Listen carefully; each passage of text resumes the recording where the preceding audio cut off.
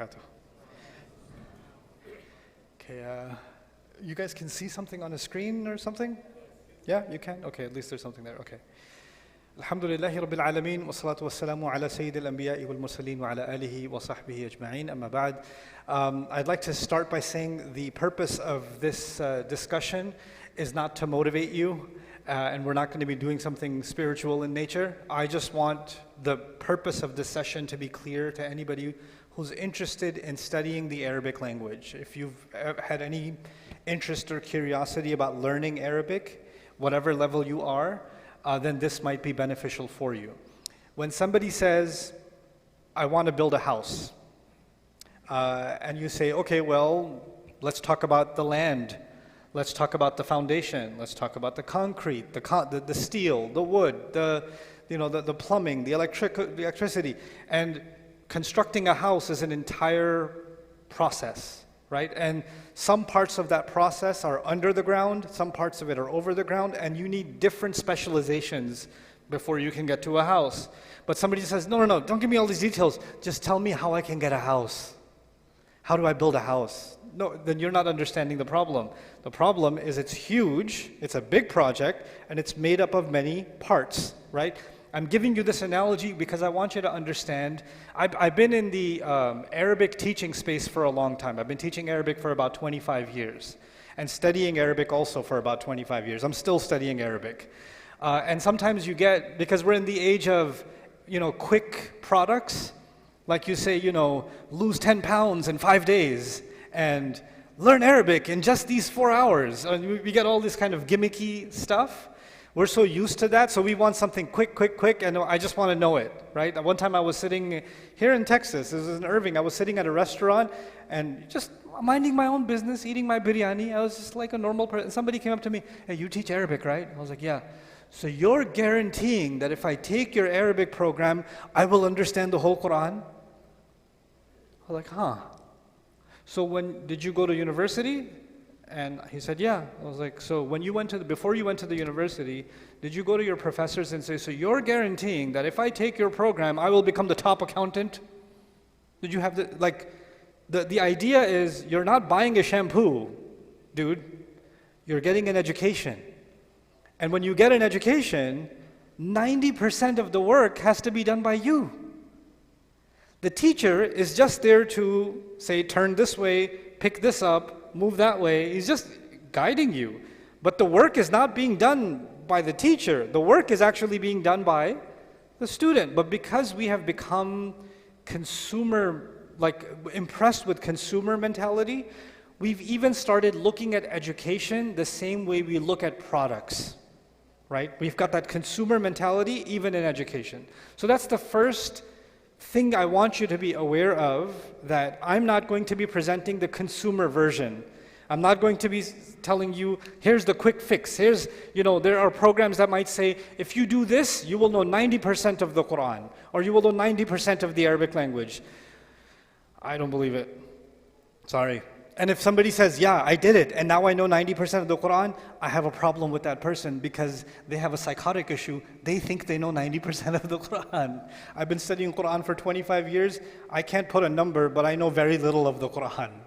So this idea, when we start doing gimmicky things, that's like saying, if you see the surface of the ocean, and you say, I know 90% of the ocean. Bro, you don't even know what's 5 feet deep.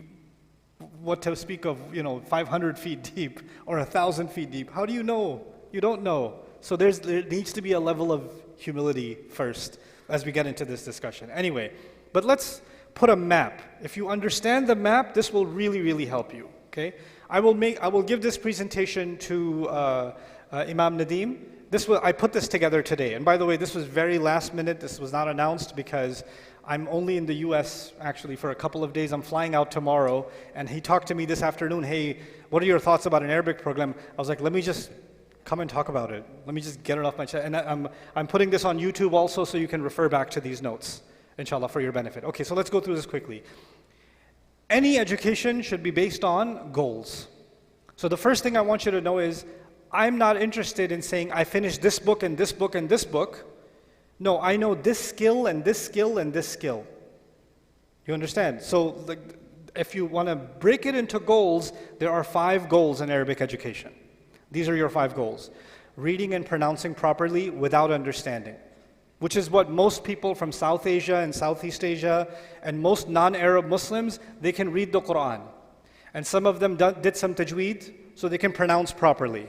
So they know number 1. But some people don't even have number 1. Some people took Shahada a month ago, they don't even have number 1, right?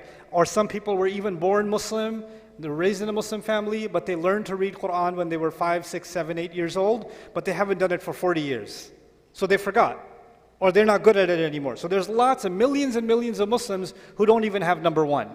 But that is actually number 1. Before we talk about anything else in Arabic, we got to do number 1, right? So then there's number 2, what I call Arabic fundamentals.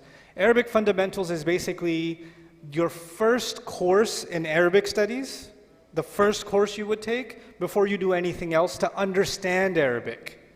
So the first one, number 1, is not about understanding. That's just you're pronouncing it properly.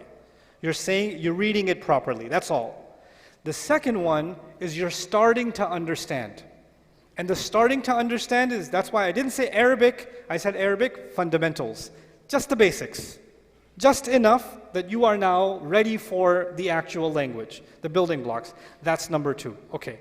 Then I'm going to describe all 3 because these are the 3 that I'm going to keep talking about over and over again. These are the 3 words I want you to remember. Science, skill, literature. You see that 3, 4, 5? Arabic as a science, Arabic as a skill, and Arabic as literature. If you understand this, I've done my job. Okay? So let me explain what this means. Science is when if you've listened to my videos or a scholar even, I'm not a scholar, but scholar talk about an ayah of the Quran, they'll say this word is a mubtada, this is a khabar, this word, because it's mansoob, it's this way or that way. They'll talk about the grammar of the word, and they'll talk about the technical aspects of the Arabic inside of an ayah or in a hadith, and because of that technicality, we get these meanings, right? That's actually, it's very, how many people here studied English grammar? English grammar, like subject, predicate, adverb, just subjunctive, that kind of stuff. You study that because you were forced to study it.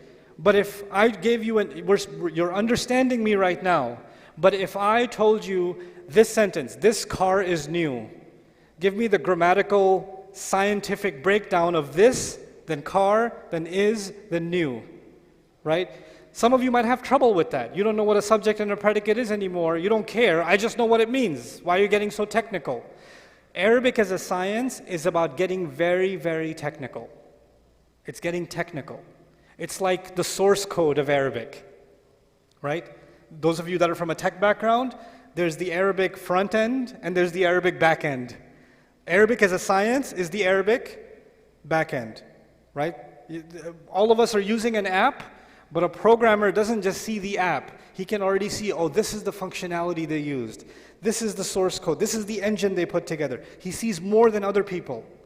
We just see the buttons and the sliders or whatever, right? The programmer can see so much more. This gives you the programmer's view of the language. And this is really important if you're going to be advanced in your understanding of the Quran. Because in the Quran, every word was specifically chosen by Allah. And so the more we know about a single word or a single sentence and a single variation, just like in code, you put a slash in the wrong place or you put a comma in the wrong place, the whole app breaks. Or the output is different, isn't it? The same way, every word is in exact places in the Quran, every structure is different, and sometimes there are 2 very similar statements, but they're said differently. Why did Allah say them differently? You cannot get to that level. You can never know, Wallahu bima ta'maluna khabir, Wallahu khabirun bima ta'malun. You're never going to know until you know Arabic as a science. That's the science. So it is technical. It is like learning programming or coding. It's like learning algebra. It's a lot of work, but that is a skill. That's number 3. That's a science. Now we get to number 4, Arabic as a skill. So remember, science is already covered. Now we're talking about skill. Skill is what I'm using right now to speak to you in English, and skill is what you're using right now to understand what I'm saying. Skill basically means you can communicate in a language. You can understand when people are speaking to you, and you can speak back with them. You can write an email in English, so you have the skill of writing. You can listen to somebody in English and understand, so you have the skill of comprehension, understanding. You have the skill of putting a sentence together, so you have the skill of speaking, right? So reading, writing, listening, and speaking, these are skills. What happens if you take, and I want you to understand the difference between 3 and 4. This is very important. You have a student, I have a student, I teach them Arabic as a science. 1 year, I teach them Arabic as a science. And then I have another student, I don't teach them Arabic as a science, I teach them Arabic as a skill. They're both Arabic students, but one was in the science department, the other was in the skills department. The student in the science department can look at an ayah or look at a hadith and technically break down what's going on with every word and all the benefits that come from that. The student from the skill department cannot do that. But the student from the skills department can speak in Arabic for 30 minutes. بكل طلاقة كأنه عربي, as if he's Arab. He can يسمع للجزيرة لقناة الجزيرة, he listens to Al Jazeera channel news, understands 100%. He can write emails in Arabic. He can send text messages in Arabic. He can listen to a lecture in Arabic. لو قدم المحاضرة أحد المشايخ بالعربية يفهم 100%. He'll understand the entire lecture in Arabic. The poor student who studied Arabic as a science cannot understand the Shaykh. He cannot write an email in Arabic. He cannot speak Arabic. He doesn't have those skills because he wasn't focused on the skill. What was he focused on? The science. So the Arabic as a science student doesn't have the skill. And the Arabic as a skill student doesn't have the science. So what happens in Islamic schools in America, I know a lot about Islamic schools in America and Arabic. If you have an Arab teacher in your Islamic school, they're going to teach Arabic as a skill. They're going to teach Arabic as a what? Skill. And they'll say science is too technical. Even the adults don't know the science. Don't worry about the science. لابد من أن يتمكن الطالب من الأساسيات من أساسيات اللغة. They have to learn the fundamentals of the language and يتحدث, that they should be able to speak, and يسمع ويفهم, to listen and understand, you know. So أو يكتب شيئا, يعني ألف جملة بالعربية. You can put a sentence together in Arabic. They teach these skills. That's what the focus is. The problem is, if you have this focus, are you going to develop an understanding of the Quran? No, you're not. You're going to learn Arabic, which is pretty cool, but you're learning Arabic as a, what again? Skill. And there are some very successful programs that teach Arabic as a skill. The problem is, when people of the skill side say science is unnecessary, and the people of the science side say that what? Skill is unnecessary. They're both necessary. They're both necessary, actually. If you're real students of Arabic, you want to know the science and you also want to have the skill. But I at least want you to know the difference between them. It's like you're in two different departments. You know, for example, chemistry, there's organic chemistry, right? And there's other kinds of chemistry. They're both chemistry, but they're two different kinds of chemistry. You see? So the same way you can have law, somebody is a student of law, somebody studied family law, and somebody studied business law. They're both law, but they're two different departments. The same way in Arabic, at the Arabic University, there are two different departments. There's the Nahu, Sarf, I'rab, Balagha, you know, that department, and then there's the skill department. Everybody clear about that? So that's science and skill. What's the last one? What do you guys see? Literature. This is different now. This is a different animal, completely different from 3 and 4. Why? How many people here, because I'm looking at brown faces, so I'm going to say, how many people speak Urdu? Inna lillahi wa inna ilayhi raji'un. Okay. Farsi? Farsi? Oh. Khush bashin. Okay, mashallah. Kam yad migiram. Inshallah. Bazgab bezane mein? Okay. Oh, Pashto. Farsi. Boyat ke Farsi yad migiram. Okay. So, Pashto one day, 2 years from now, I'll do Pashto. Let me get my Farsi good. But anyway, so let me tell you about literature. अच्छा आप उर्दू में तो बात कर लेते हो, लेकिन अगर किसी ने गालिब का या इकबाल का शेर सुना दिया तो ऐसे ऐसे तो करोगे, लेकिन 5 में से 4 लफ्ज़ आपको समझ नहीं आए. You can know Urdu, or you can know English, you can know Arabic, but when somebody speaks poetic language and somebody drops a line of poetry, you're like, my dad says, oh ho ho, but you don't know it. You have the skill, but you don't have the education in the literature. You don't have the education in the literature. The same way, people in America speak English. People in America speak English. But if you opened up like a book of like literary excellence, if you read a little bit of Shakespeare, for example, or maybe you read one of the speeches of Abraham Lincoln. Those of you interested, Abraham Lincoln was an incredibly articulate writer. You read a passage from Abraham Lincoln, and you give it to your friend who you're hanging out with and who speaks English, and you hand it to him and say, what do you think? I don't know these words, man. Because the Abraham Lincoln is not speaking as a skill. He's actually producing a work of what? Literature. It's higher English. There's such a thing as higher Urdu. There's such a thing as higher Arabic, higher Farsi. You understand? I know I'm learning Farsi as a skill, but I'm nowhere near Farsi as what? Literature. That's a different level. There's a different level. This is the same difference between kids that are in 8th grade English class and the PhD in English literature at a university. There's a big difference between them. So this is number 5 because it belongs at the bottom. This is the hardest part. This is where you get a taste and a tadawwuq lil-adab al-Arabi, right? It's a very high level. And this is, I'm barely starting here. Like for myself, after 20 years, I barely have a little bit of a touch of this river of Arabic as literature. I'm decent at skill, I'm very good at science, but literature, forget it. I'm barely a beginner when it comes to literature. That's myself, okay? Now, let's move quickly now. The first 2 were reading and fundamentals. You remember that?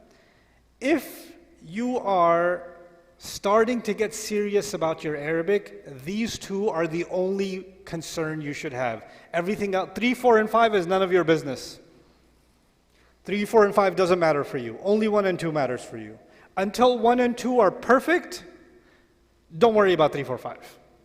If you need to do 1 and 2 over and over again for a whole year, 2 years, I don't care. Stay focused. Don't move on. This is the common denominator. Even in any language, if you want to get good at a language, you should be able to read better. Children are taught the alphabet, then they're taught to read small words, then they're taught, cat, hat, bat, and rat. Then they go to 2-syllable words, 3-syllable words until they're able to read full sentences. The children that struggle with reading, they struggle in history class, they struggle in science class, they struggle in every class. Why? Because they're struggling with what? Reading. If you're stopping at every word trying to make sense of it, you can never understand any subject. It's blocking your path. So you have to get the reading right. And this means reading with zero understanding.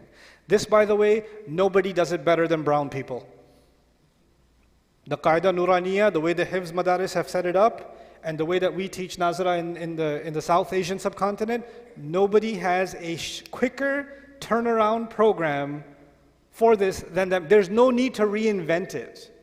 Like Hifdh schools around the world, some kids from 3rd grade in public school says, their parents say, we want to make him a Hafidh. Does he read? He doesn't know anything yet. 2 months later, he's joining the Hifdh program. How? Because they have teaching, reading with fluency down to a science. They have it down to a science, okay? So anyway, that's a little side note. Arabic fundamentals, I'll tell you about that later. So now, that was 1 and 2, but there were 3, 4, 5. Remember 3, 4, 5? Actually, let me ask you, what was 3, 4, 5? Science, skill. So we're going to stick to those 3 words, yeah? Science, skill, literature. Okay.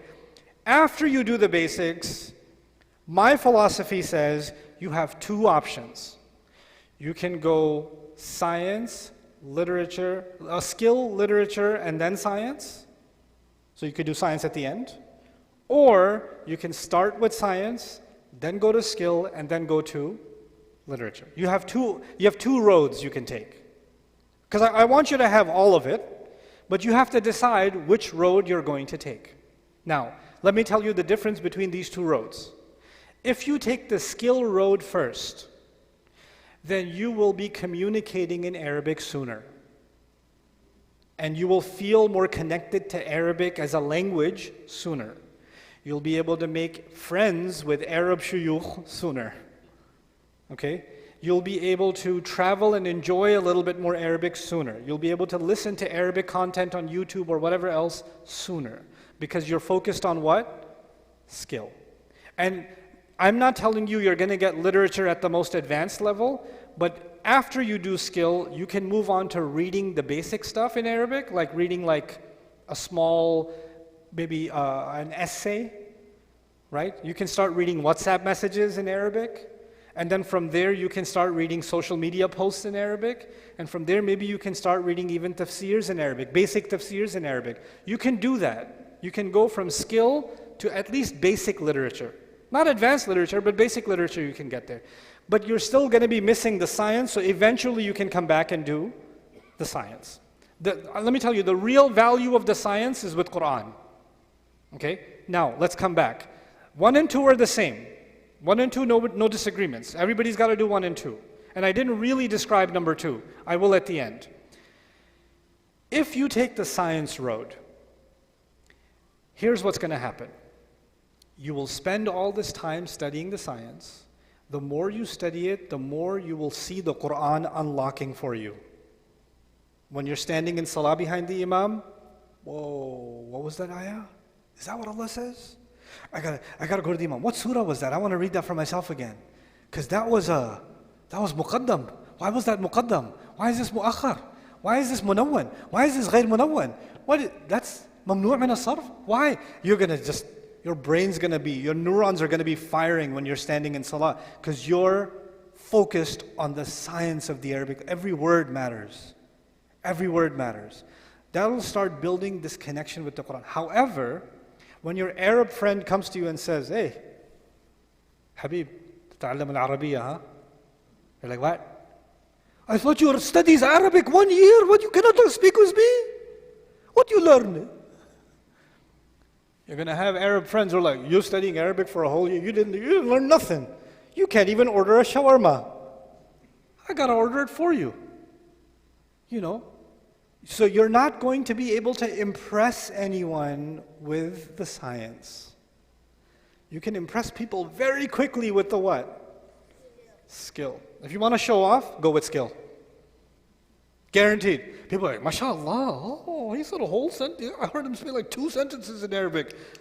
Arabic was just coming out of him, bro. He must be really Islamic. So if you want to impress people, go with skill.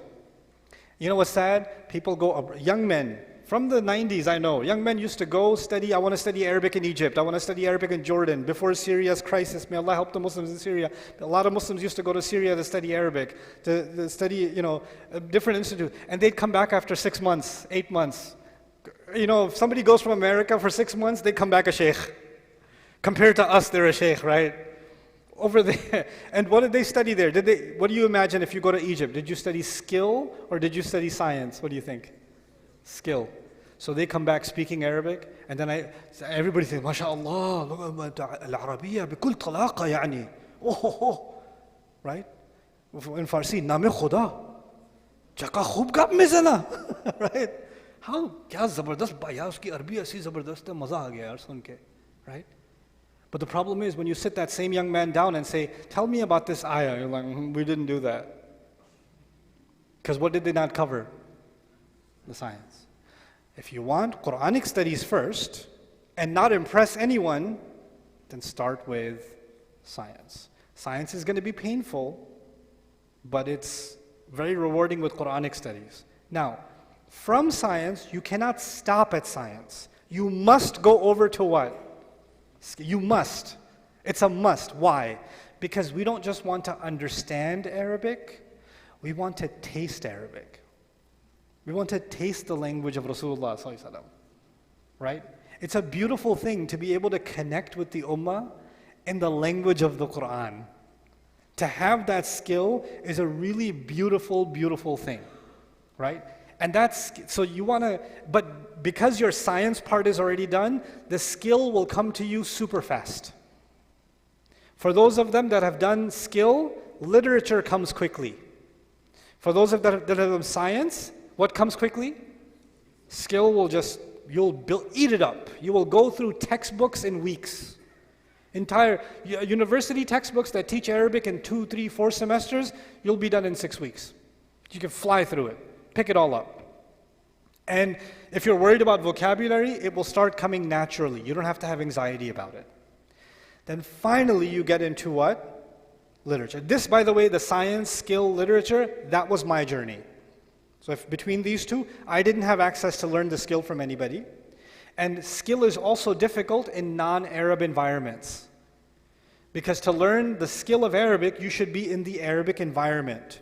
But we're not in the Arabic environment, right? So it's difficult to pick up that skill. The reason many of you got good at English is because you're what? You're in an English environment. Everything you're hearing, everything you're saying, it has to be in English. So you pick it up, right? So now, I'm going to move quickly now. That was my kind of overview. Now, we're going to dive a little bit into the science, just to give you a quick bullet point list. These are the 3 subjects that you study in the science side. Nahu, Sarf, Ma'ani, and Badi'. 2 out of the 3 Balagha sciences. This is what you study when you're studying Arabic as a science. Meaning, you don't have to know how to speak a word of Arabic, and you can still learn these 3 things, and be very, very good at them.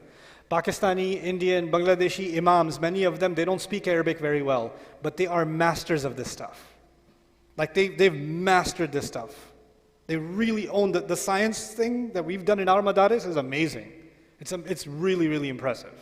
Okay, so this is an evidence to how they were focused on Arabic as a science. Anyway, these 3 will get you into a very technical, good understanding. I won't describe these 3. I've done that in other videos. If you're interested in learning more about them, you can actually Google this stuff and find a lot of information about what Nahu is, what Sarf is, and what Ma'ani and Badi' are. Now, when it comes to skill, in every language, German, French, Arabic, it's the same 4 skills. Reading, composition means writing, listening comprehension, and speaking and natural immersion. Natural immersion means if I drop you in the middle of Morocco, if I drop you in the middle of Cairo, you can manage. You're naturally immersed in the language. You're not feeling awkward. You can communicate effectively, right? Thank you so much. Okay. So these are the 4 skills in language. I'm hinting at it, but I'm telling you now openly, 2 out of these 4 skills, listening and speaking, you're not going to get good at them until you're forced in an environment. You cannot watch videos and become good at listening and speaking. You cannot sit and take a course once a week or twice a week and become good at listening and speaking. But if you spent a month with an Arab friend and he's just talking to you only in Arabic, you get good at both listening and speaking. I was an Arabic as a science guy in 2005, 6, 7. I was an Arabic as a science guy. I didn't have any skill. I really had almost no skill. I met Ustadh Bashir Ansari at the Irving Masjid in 2007 for the first time. I was giving a halaqah there, and he came up to me afterwards, and Ustadh Bashir told me, أنت لا تعرف العربية جيدا. You don't know Arabic well. And I was like, no, I don't. He told me, I'll teach you. He's Afghani. He lives in Irving still, or he's somewhere towards Arlington now. But anyway, he said, I'll teach you Arabic. I was like, okay. So I traveled with him. I traveled with him for 10 days. And when I got on the flight with him, we went to Detroit. We didn't go to the Arab world, we went to Detroit, which is kind of the Arab world too. But anyway, so we go to Detroit, he sits on the plane, and he goes, Nouman, أنا لا أكلمك إلا بالعربية. I was like, but I don't understand. He said, لا أفهم لا ولكن أنا لا 10 days the man wouldn't speak to me except in Arabic. Just Arabic.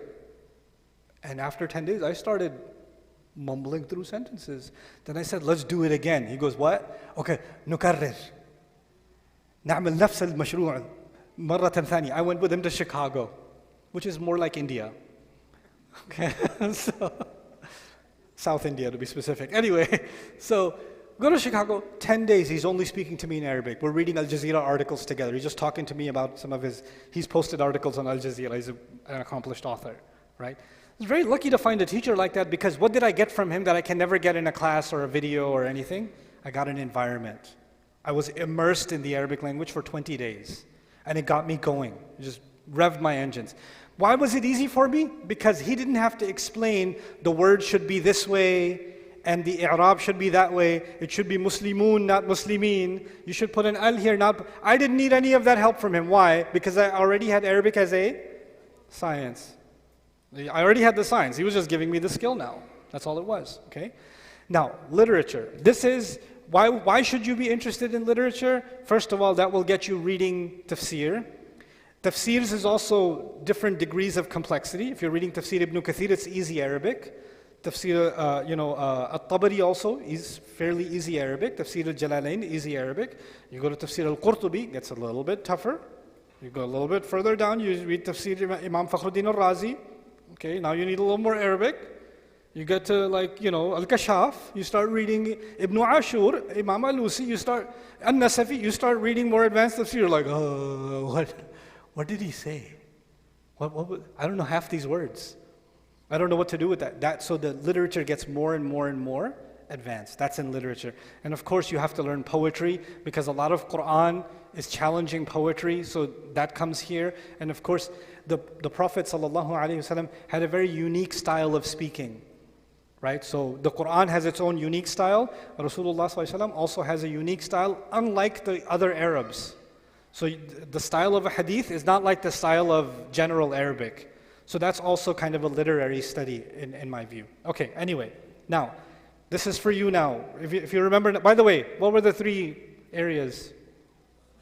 Science, skill, literature. Okay, so I gave you a picture of all 3, science, skill, literature. Now I want to just listen to this. I'm just going to read this to you. What do you need for a mindset, the necessary mindset for non-Arab beginner Muslim students?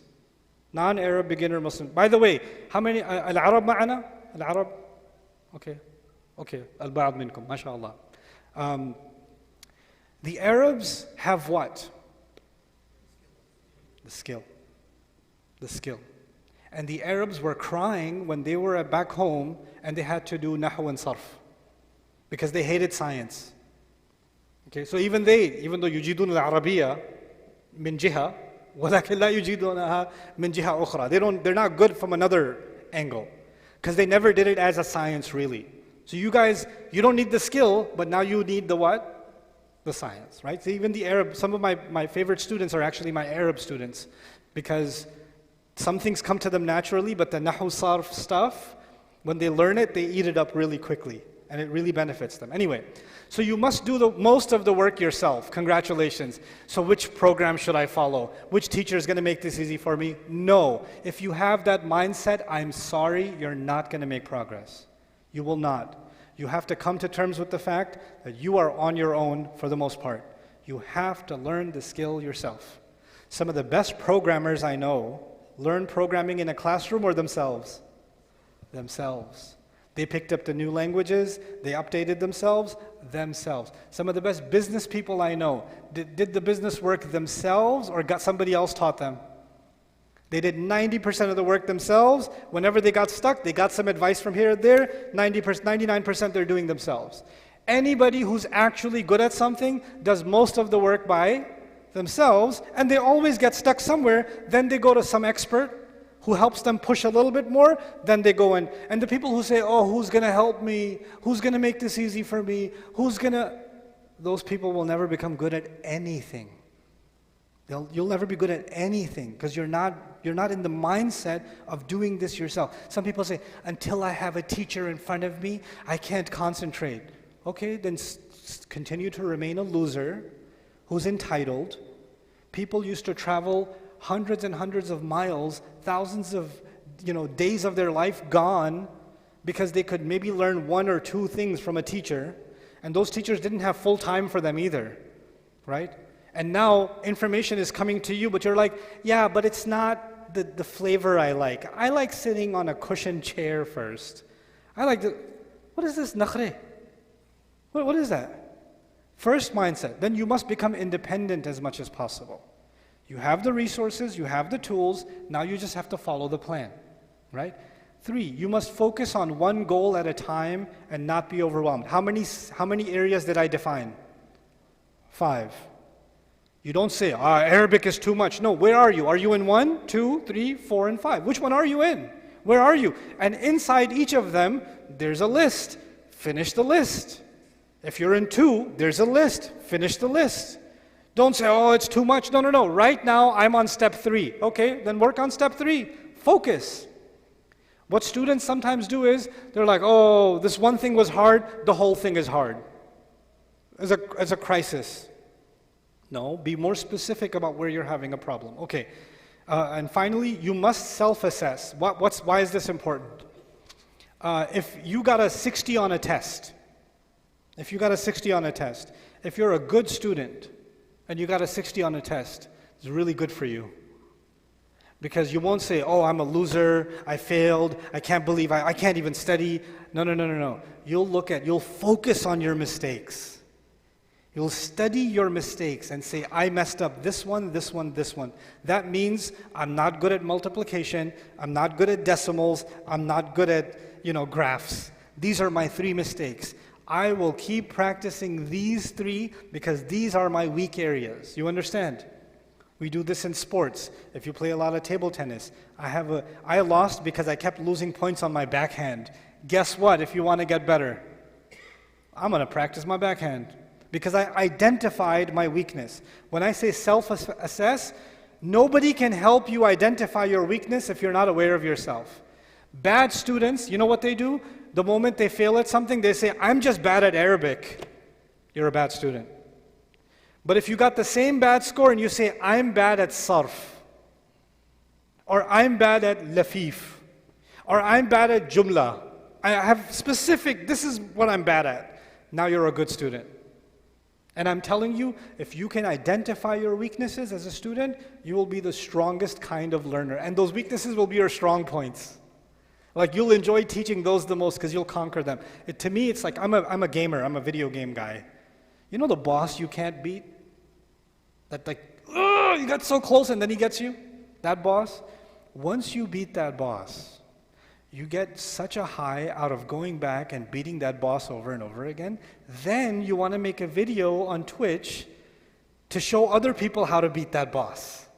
Because you got so good at beating him because it was a sense of accomplishment. Same thing in education. When you make a mistake somewhere, this is self-assessment, then you focus on that until that becomes a strength. That's the mentality thing. Okay, now, this is the last part. I know I've been talking for too long. But the plan. Now let me give you, I don't have a plan for everything, but I have a plan for some of these things. And the Epic community, mashallah, I have a good relationship with you guys. They've asked me to help you plan an Arabic program for the community. So I want to tell you what resources are there and what we can build on.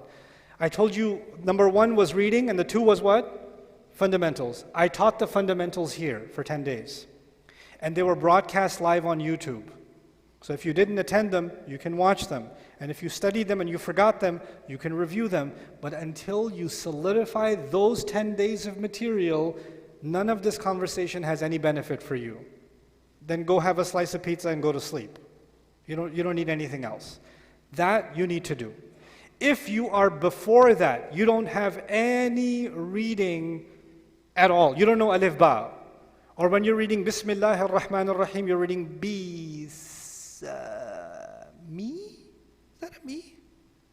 If that's your level, then I have a video series for you on Bayyinah TV. It also takes 10 days. But you have to do it 10 days in a row. If you do it 1 day a week, every Saturday, you're not going to get it. You got to concentrate time and get this out of the way. Fundamentals are like a boot camp. Okay? So that's the commitment that will be required. Now the science, my institute, Bayyinah, which started in 2005, we're known around the world for teaching Arabic, but to be more specific, we're actually known around the world for teaching Arabic as a science. So I've made a career as an Arabic teacher perfecting the art of teaching Arabic as a science. That part I'm good at. That part, I've already done I've written a book on it. I've written curriculum materials on it.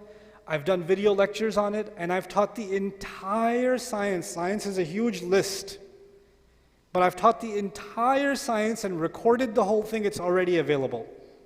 That's already available. Now what we're hoping to do at the Epic community is give you guys a target, watch this much, do these many chapters from the textbook, and then you can have like a review and study sessions here with the imam, with some of the knowledgeable people here, that you can build that together. So you can mix between the online learning and collaborative learning and finish the science thing. I can tell you, the easiest thing to accomplish as a community is the Arabic as a science. You can actually, everybody can do it. It's about, I would say, it's about 200 hours of work. Between 200 to 250 hours of work. Some people can do that in 2 months. Some people can do that in 6 months. Some people can do that in 3 years. Doesn't matter. But you need to put in those 200 hours. And the science will be done. Okay? Now, the skills. The skills are reading and writing and speaking and listening. I'm only talking about 2 skills right now, not 4. Reading and writing. I've already put a curriculum for it. You can do the skills as part of the continuation in a community. Part-time, through the videos, watching stuff, you can learn to read better. And you can learn to write too. I didn't speak to any Arab by the time I was writing essays in Arabic. I didn't speak to a single Arab. I just watched stuff online, and I did textbooks at home. I literally did textbooks sitting in Queens at home. That's what I did, and you can do that too. I've put the program for this together.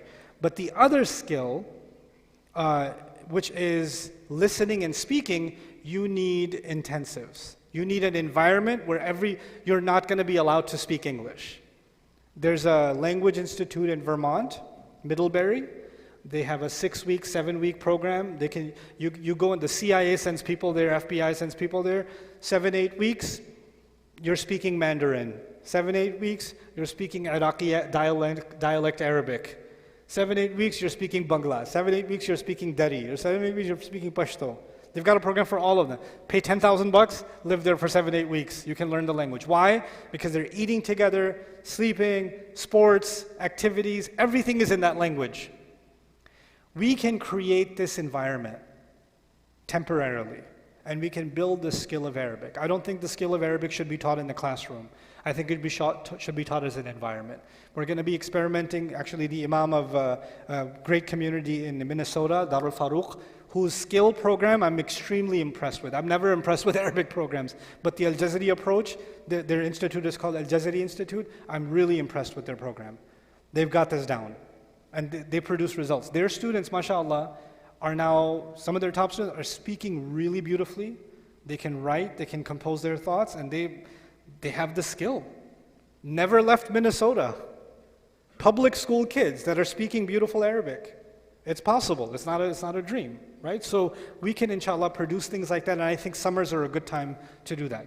Finally, literature plan, that's way down the road. Don't worry about number 5 yet. That's going to be advanced study sessions with scholars and things like that. We'll have someone like Shaykh Suhaib teaching Tafsir ibn Juzai and things like that, so when you can do later studies. Now finally, this is my last slide, for kids, for university students, all part-timers, all full-timers, and Hufadh. For kids, if you're doing this with your parents, you will learn fast.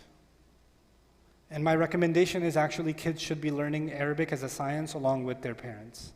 So if you have kids in school, then perhaps a weekend approach. Every weekend, you're studying Arabic together as a family, because you guys don't have the science either, and they don't have the science either, right? So build that together.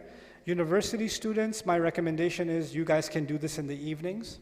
But if you make this a regular thing, a daily thing, you can take time off during exams and stuff, but if you make this into a more regular participatory thing, I think it can really help you. If you really want to go full-time Arabic studies, if that's what your interest is, then I recommend you go skills first. If you want to go full-time, then go skills first. Then just go somewhere and study Arabic in an Arabic-only environment. Don't worry about the nahu, sarf, and all of that. Become conversant, become, immersed in that language. And finally, for Huffaz, I think, especially because mashallah, this is a community with a successful Hifdh program, and a lot of young men and women are memorizing the Quran here, you should be less concerned with the skill, much more concerned with the science. Because it'll improve your Quran. And then you'll know which ayah goes where. And you won't go on the wrong track like you do when you're leading Taraweeh and you switch channels without realizing. Right? That will happen less now because you know the science. Right? So that's my recommendation for them. So having said all of that, I'm done talking. I want to hear from you what your questions might be, what your interests might be, and what kind of program you want to see happen in the EPIC community, inshallah. So I'll take your questions now, if you have any. Yeah. For the skills, I have something planned in Minnesota in the summer. Because I don't want to be in Texas in the summer, because I don't want to remember Judgment Day that much. Minnesota's nice. I'm working on a date for that. But if what would be really nice is if we took a busload of students from Texas and just went for 20 days to Minnesota and studied some Arabic together. That'd be pretty cool. Yeah.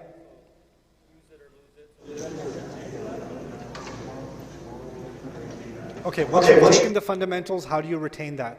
My recommendation on the fundamentals is, number one, do it twice. And now that's easy because if you've done it in person with me, the videos are there, it'll all start coming back. But do it, the second time you do it, you should do it as though you've never done it before. So don't do it passively, do it actively, right? Then after that, start reading Quran. That's all you gotta do. Read Quran and say, what's going on here? What's going on there? I wonder why this is like this. I wonder, and start giving the Imam a headache. You'll start noticing things, because the whole point of the science thing is, it makes you think about Quran more. So become more mindful in your Quran reading, and then you'll have lots of unanswered questions, because the fundamentals don't answer all your questions. Even in the Quran, you'll understand some things, you won't understand some things. What's going to answer those other questions? That's the rest of the science. That's going to push you into the more advanced science side. Great question. Yeah.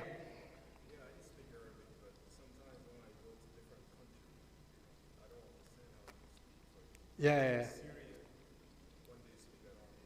Yeah.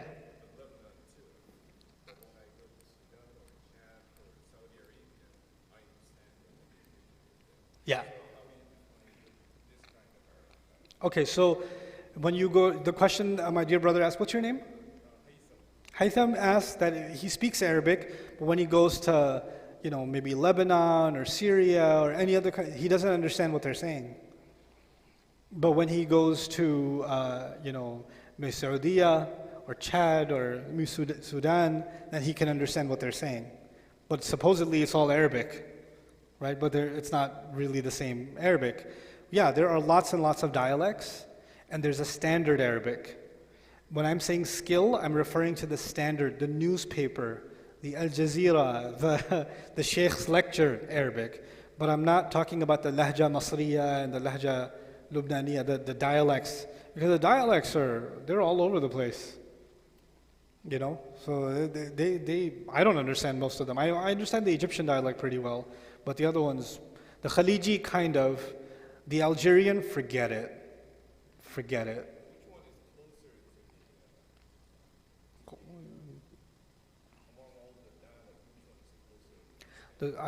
Personally, in my opinion, the Yemeni people, Wallahu alam,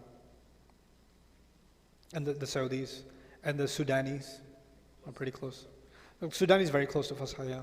That's my opinion, Allahu alam, at least in my experience. Yeah. Yeah.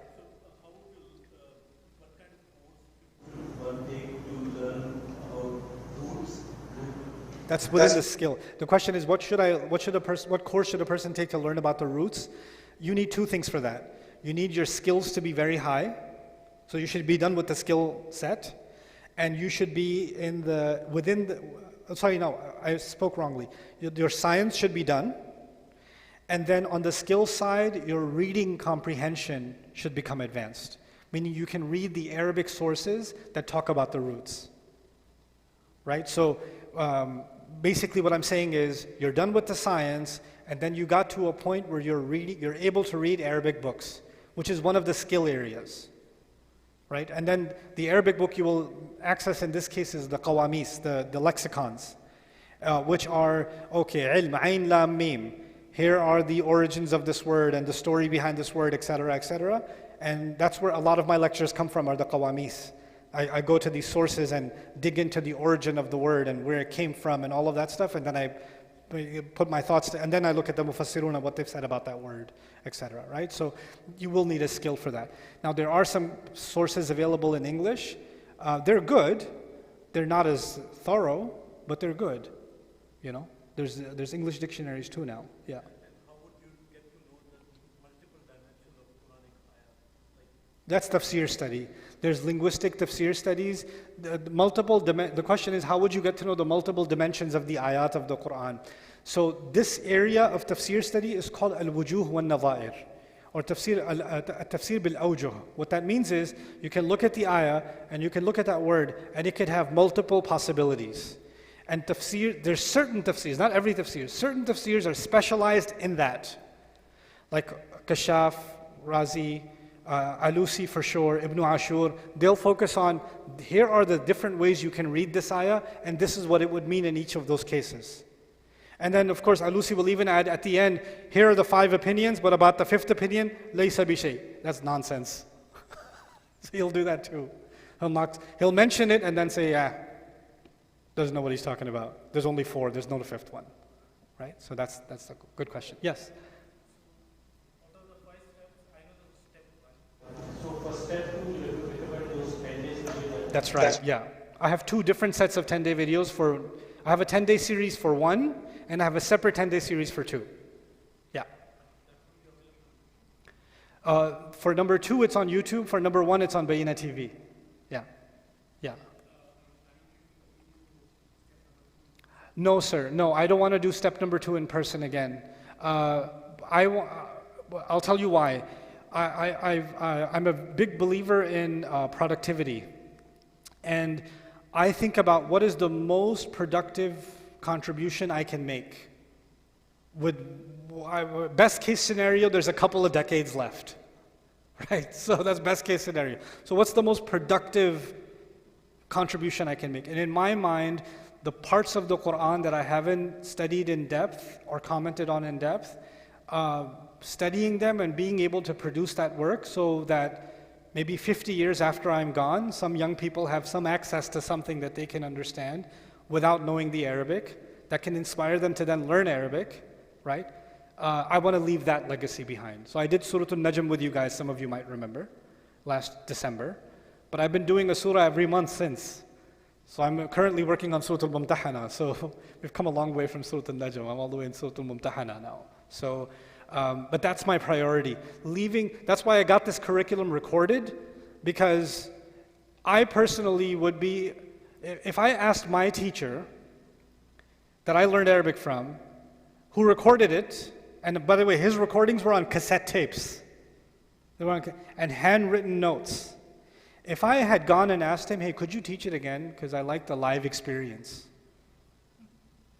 He would have taken the plastic album of the cassette tapes and he would have whacked me over the head and said, "Ye kyun banaya tha? Iska achar dalna hai?" Right? So this is me kindly whacking you over the head and saying, come on.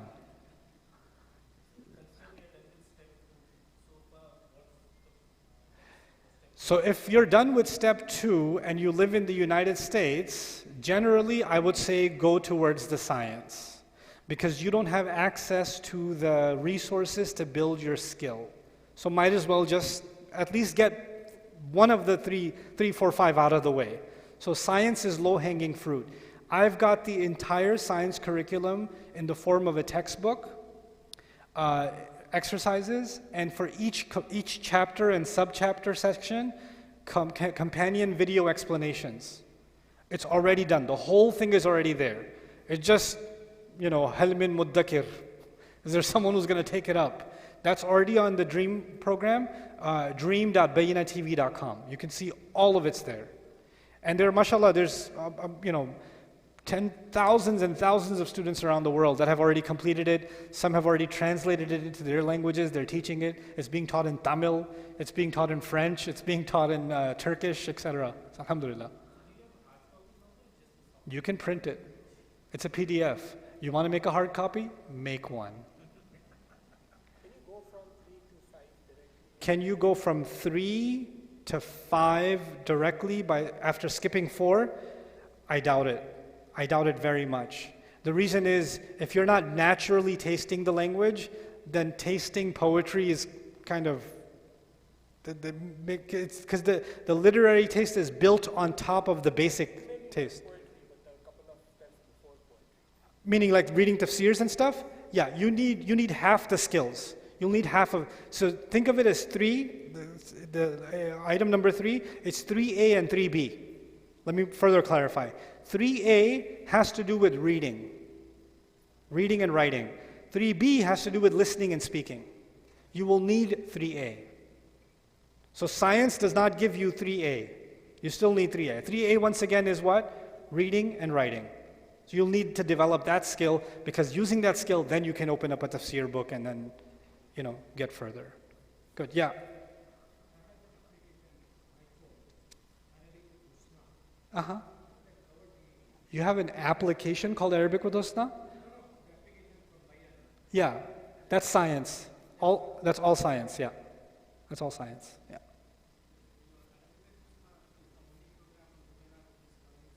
No, I have 3 programs on Bayina that cover the science.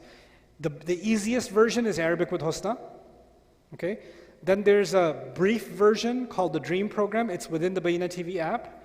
But the full version, like if you really want to get the science, that's called the Dream program. And that's specifically outside the app. It's actually on the browser. It's dream.bayinatv.com. Same login, but it's got a study resources, all the PDFs. I made a separate website for it. And that's dream.bayinatv.com. That's the entire science curriculum. That's not the one that you are doing live with the students. That is the one I'm doing live with the students. That's the one, yeah. Yeah. Yes.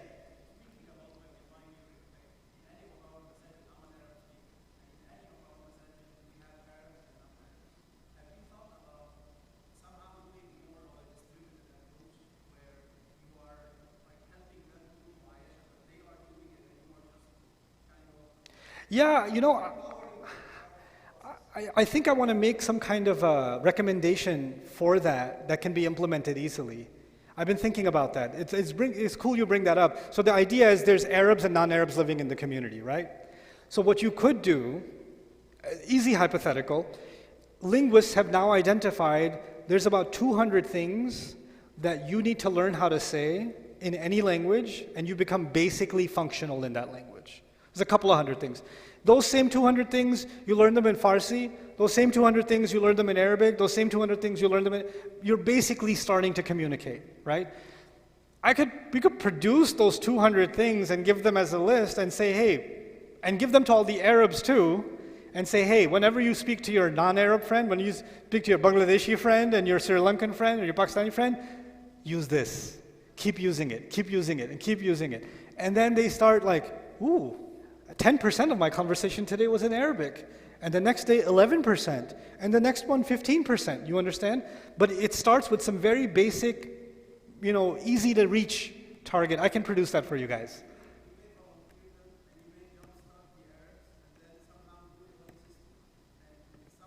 The more you try to organize it, the less it works. The more organic you make it, the more it succeeds. That's been my experience. That'd be cool. That would be cool. That's a very nice idea. Yeah. Wayakum. Yeah. So what are the benefits of being Urdu speaker and also the shortcomings when you are learning? What's the benefit of being an Urdu speaker or the shortcoming of being an Urdu speaker when it comes to Arabic learning? The benefit is that there's a lot of words in Arabic that are in Urdu. The disadvantage is that there's a lot of words in Arabic that are in Urdu.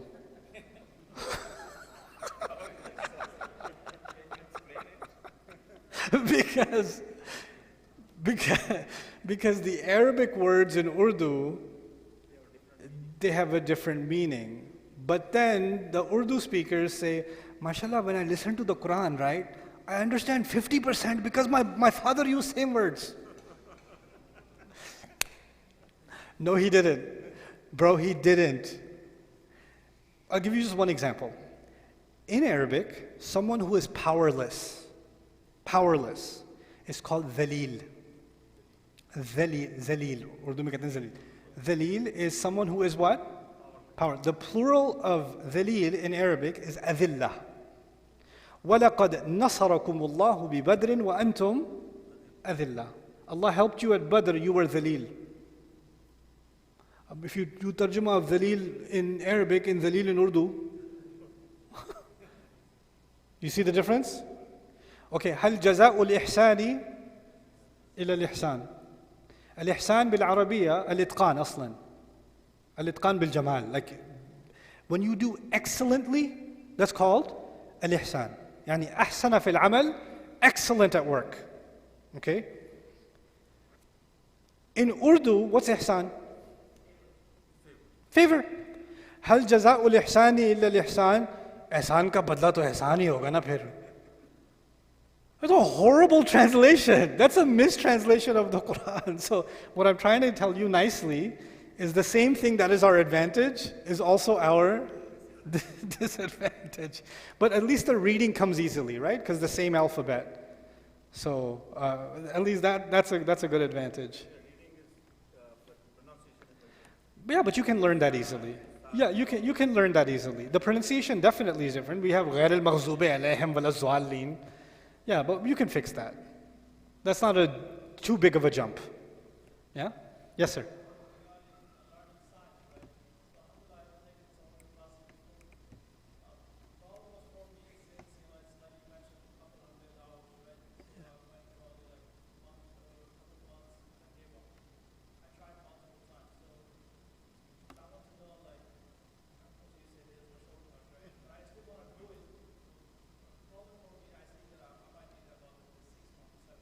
Yeah, that's fine. I think that, I'll tell you my mindset. What's your name? Sohail, I'll tell you my mindset as a student, not as a teacher. My mindset was, I'm not putting a timeline on this. My mindset was, I'm going to learn this. It wasn't, I'm going to learn this in 1 month, 2 months, 3 months. I'm going to learn this. That's it. So I didn't get frustrated that I didn't reach a certain milestone within a certain time, because there's only one thing that I checked. Did I make progress? That's it. That's the only question. So long as I was making progress, keep going, keep going, keep going. And I don't have to learn everything. I just have to make one more step, 1%, 0.5%, 0.2%, doesn't matter, but it's progress. If you have that mindset, Sohail, you're never going to give up. You just won't. Because the journey becomes the destination. Right? That's a meme. Okay. Last 2 questions. I got to go home.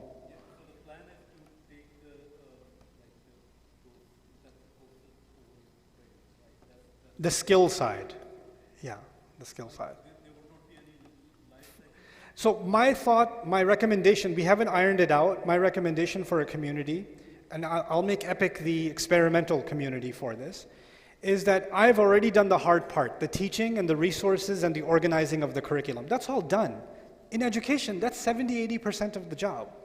So my recommendation is, give a timeline, let's say 6 months, and I say in 6 months I'm going to have an exam based on the first 15 chapters of the textbook. Here are the videos, here are the 80 videos or whatever, and here are the 15 chapters. I need you to finish, whoever you are, if you're a grandma or you're a 6th grader in school or whatever you are, I need you to finish this much in 6 months. And Imam Nadeem will help you with any of your questions every Saturday from this time to this time. Now, some of you are doing 3 chapters every day, some of you are doing 1 chapter a month, doesn't matter. but he's there to help. So again, what did I say as a principle? You have to do most of the work. If you're going to wait for him to teach the class, with all due respect to Imam Nadeem, I love him to death, he's not going to teach it better than me. I already taught it. Go through that with concentration. Where you get confused, you bring that to him. Make the most productive use of a time. Look at please listen to this carefully. Educational philosophy. Teaching math is very different than teaching history. A math teacher has to stop every 2 minutes and say, what's the answer? Then 2 minutes, what's the answer? 2 minutes, what's the answer? Isn't it? But a history teacher gives a lecture. He gives a lecture. In Arabic education, there's the lecture portion and there's the interactive portion. I've already done all the work of the lecture portion. If you take advantage of that, the only thing left is what portion? They interact. Come to him with all of your questions. Now you're not wasting his time and he's not wasting your time, because if he's explaining something that you already understood, but the next one student doesn't understand, one student understands, right? So if I'm explaining this to him, this one is bored because he already understood. But if they all come to them with their specific, I'm having a hard time with this. Solve me this problem, solve me this problem, solve me this problem. Now students are interacting with each other. They're working as a collaborative group. The learning just shoots into the sky. So what I recommend now is a hybrid approach. Do the lectures on your own time, then come together and practice. Then do the lectures on your own time, then come together and practice. Everybody's progressing. It's going to be better than any sitting in a classroom lecture setting you can do. Guaranteed. Because I'm a believer in results, yes. Yeah.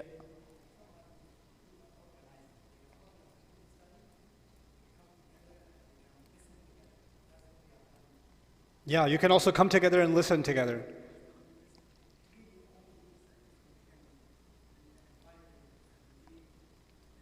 To the interaction part, yeah. So groups can be organized. You can do your own group studies. In Minnesota, they get groups together and listen together, and then you can have the interactive part. The good thing is Imam Nadeem and people like him, they're like living, breathing answer keys. So here you have your problem, and you just see him after Salah. This ayah, what's this? And he says, that's Rafa. Does this. Start giving him a hard time. Okay? Okay, I'm done. Thank you so much for listening, everybody. Jazakumullahu khairan. Subhanakallahumma wa bihamdik. Nashhadu an la ilaha illa ant. Nastaghfiruka wa natubu ilayk. My dua for all of you is that Allah makes this journey easy for each and every one of you. Assalamu alaikum wa rahmatullah.